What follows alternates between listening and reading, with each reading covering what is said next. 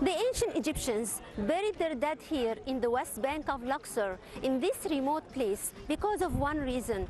That pyramid behind me, the mountain that is topped out with a pyramidical shape.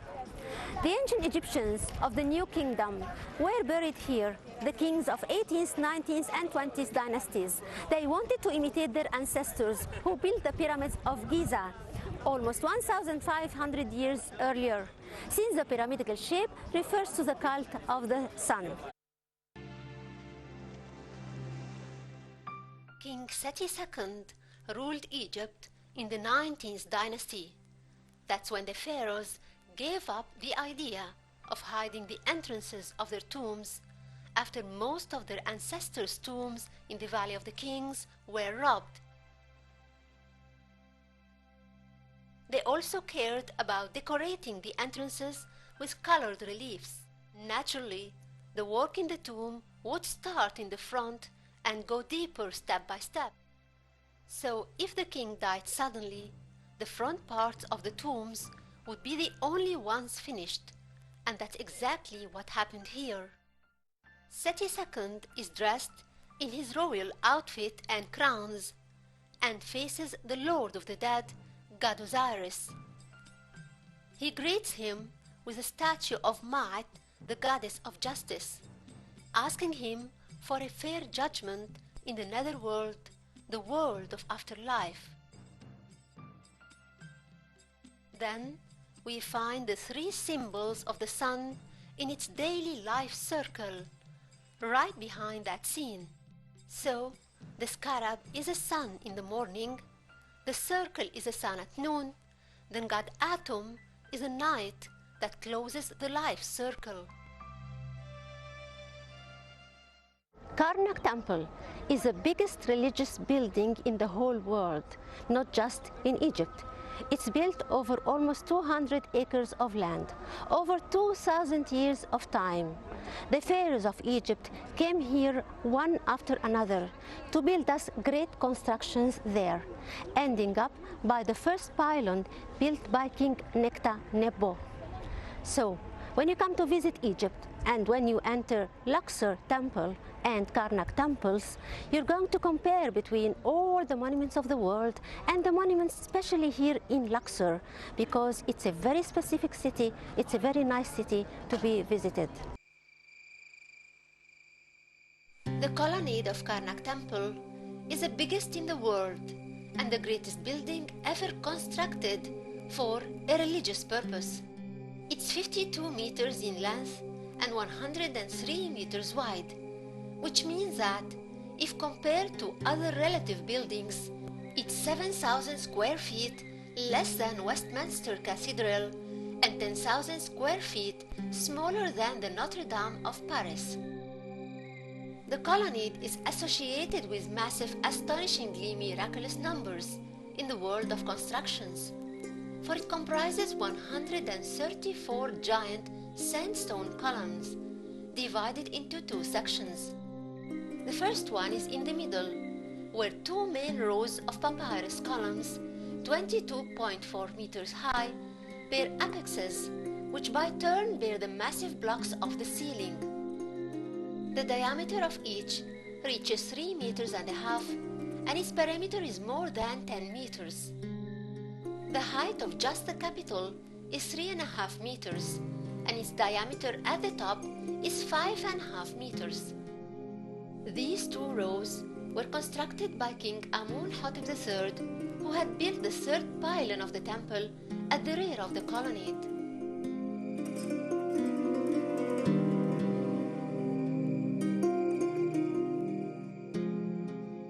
King Seti I constructed the rest of the columns in the colonnade. That's not a statement to be taken lightly when we know that they are 122 in number. They are built in 14 rows, 7 on each side of the hall. The height of each column is 14.74 meters, with a diameter of 8 meters, matching the 8 meters difference in height between the side columns and the two rows in the middle. This gap was occupied by windows made of stone, in a highly elegant shape.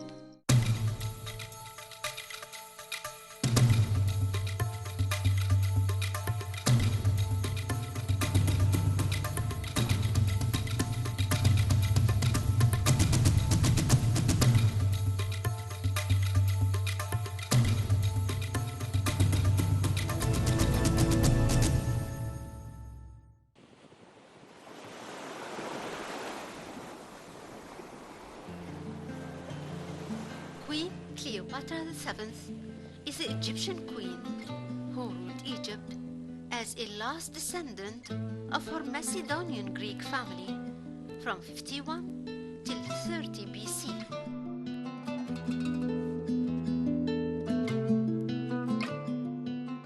She stood out amongst the preceding 6 Cleopatras due to her amazing characteristics and the circumstances that existed in Egypt and in the Greek palace at her time.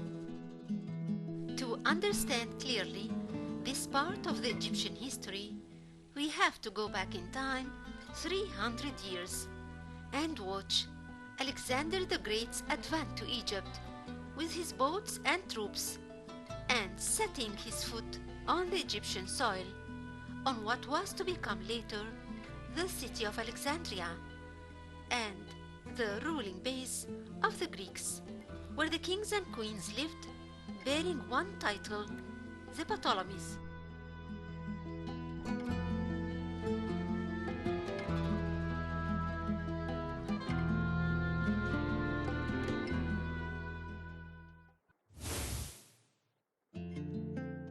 After the defeat of the king of Persia in Assos in 333 BC, and to protect himself from the danger of the powerful Persian fleet in the Mediterranean, Alexander the Great initiated the invasion of all the marine ports in Syria and Palestine, then invaded Egypt, which fell without a fight when Mazazes, the Persian wali, surrendered Memphis fortress with its garrison and safe.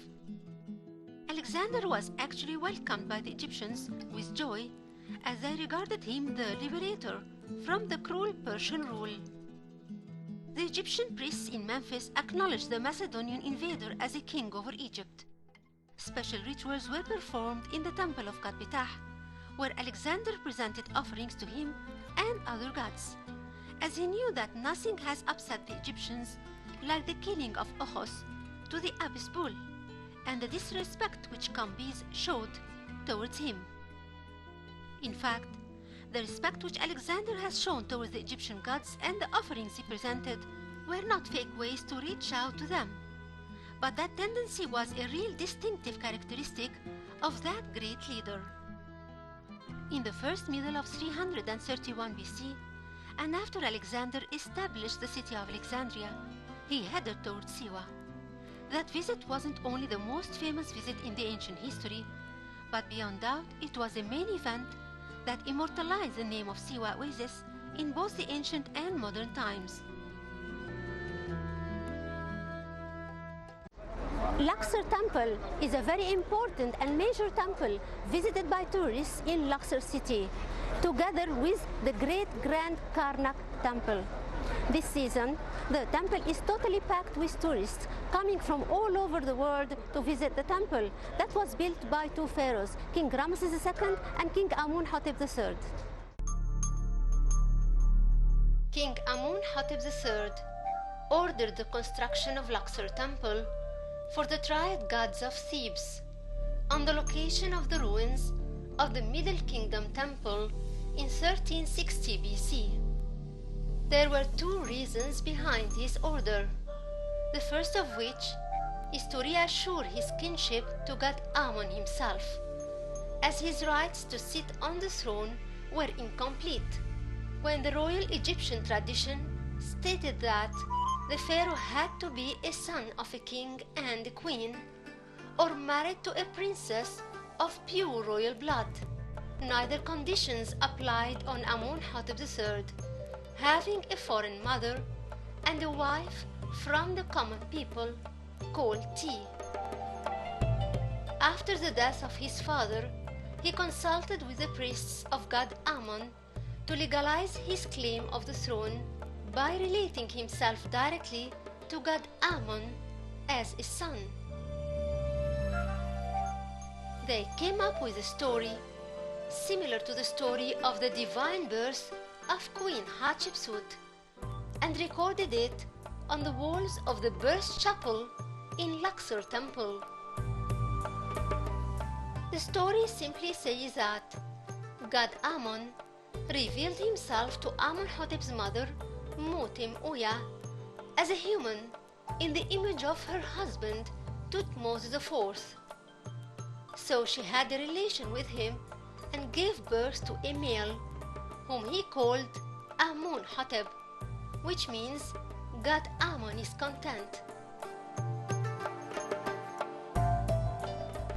This story proves that his road to the throne wasn't smoothly paved, and it gave him a priority and advantage to all the previous pharaohs, for he is a direct descendant from Amun himself. This leads to the second purpose of building the temple, which is satisfying the priests of Amun and expanding their power by building a great temple for Amun.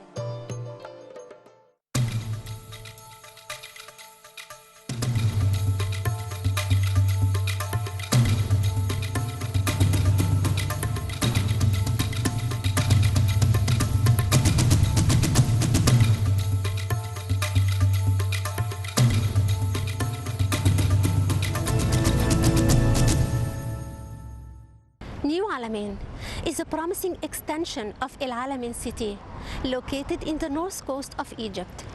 It's famous for its towering buildings, compounds and apartments, all located by its beautiful blue coral waters by its beaches.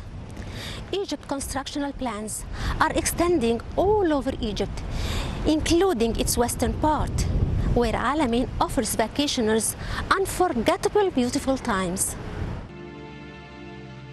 The city of New Alamein is the first grand city in the north coast and is considered one of the cities of the fourth generation. It can be considered similar to the new administration capital in Cairo, in sharing the giant scales of constructions and the grand international projects that are being built in it, making Alamein one of the best touristic cities in Egypt. The project of New Alamein city is one of the solutions to overcome the population problem by using the north coast a residential place, in addition to being a touristic attraction throughout the whole year. The area of Alamein city reaches 48,000 acres of land with a depth of more than 60 kilometers south to the coastal line. The plan of the city is to absorb housing more than 3 million persons. The city's project is divided into several levels, the first of which is divided to two main sections that reach 8,000 acres. It will house 400,000. The first phase is composed of a coastal section that's also divided into an international touristic center and another archaeological and a civil center. New Alamein is a city that has grand international malls and residential and administration and touristic places. There are towers that rise to a grand height, symbolizing the Egyptian ambition of expansion that knows no limit.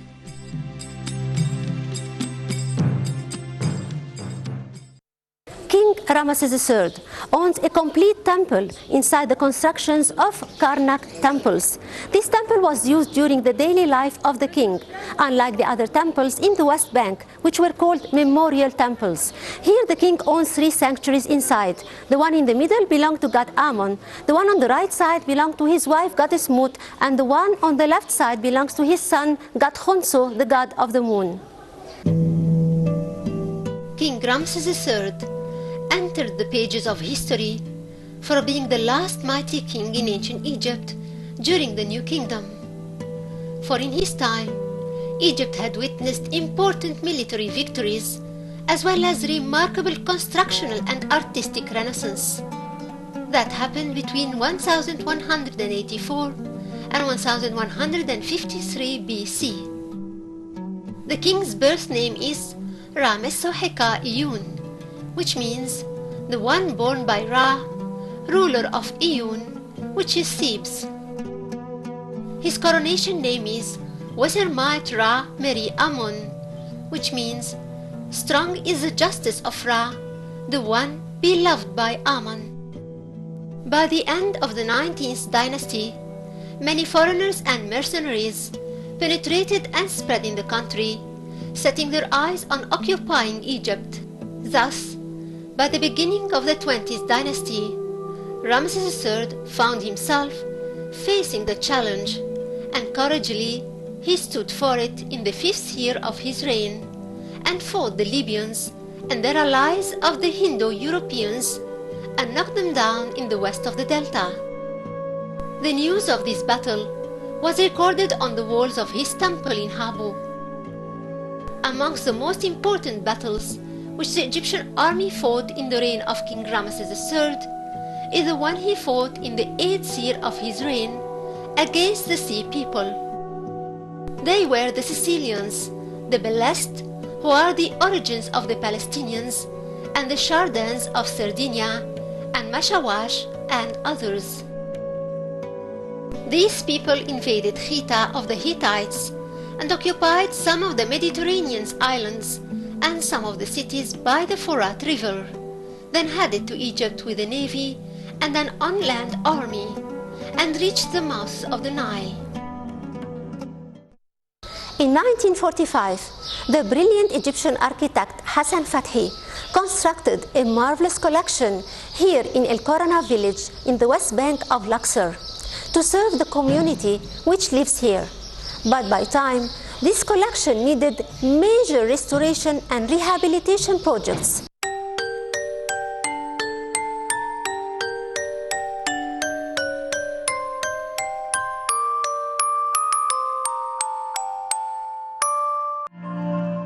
Appraising the intellectual contributions of Hassan Fathi in the field of architecture is not an easy task. Perhaps his most significant legacy will be the humanism that he championed and the boost he gave to the self-image of architecture in the Third World generally, the Muslim world specifically, and in Egypt in particular. He elucidated his positions over the years with a remarkable clarity and courage and consistency. Another element of the paradigm that Fathi erected step by step was the participatory nature of the design process. He encouraged self-help and promoted user participation in design. In some instances, he allowed the peasants to express their wishes for the layouts of their homes. In other instances, he let the peasants use a courtyard for a number of days and then establish the layout of the courtyard on the basis of their use, defining the pathways where the earth had been beaten by the steps. All these efforts are examples of Fathi's persistent attempts to introduce further individualization in the design process. This could be noticed in the village of New Gorna, which was partially built between 1945 and 1948. It's possibly the most well-known of all of Fathi's projects because of the international popularity of his book, The Architecture for the Poor, which was published nearly 20 years after the experience and concentrating on the tragic history of this single village. The architect's explanations offered in the book are extremely compelling and ultimately persuasive. New Gorna is still most significant for the questions it raises rather than the problems it tries to solve, and these questions still await objective analysis.